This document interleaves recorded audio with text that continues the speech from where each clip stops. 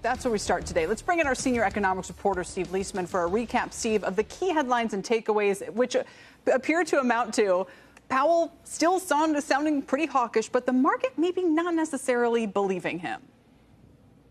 Yeah, going its own way. I didn't hear poetry either, Kelly, but Fed Chair Jay Powell on day one of 2 days before Congress, sticking very much to his view that the tariff inflation is coming, likely coming, and the Fed should wait to see how it affects the broader economy before cutting interest rates. We haven't fully restored price stability, and another shock. We have to be careful. If there's a meaningfully large and sustained inflation shock, we have to be careful about that. And so, I think we're just trying to be careful and cautious.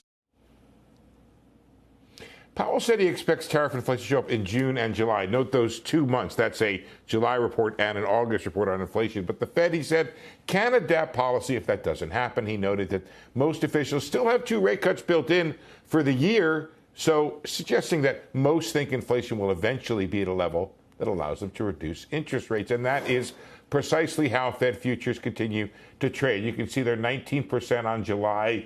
It's higher than it was, but still a long shot bet. But more confidence in rates now coming in September and December. Those are both a little higher on the date, 86% for September and 84% for December. 2 Fed governors, as you know, they said they could see rate cuts coming in July.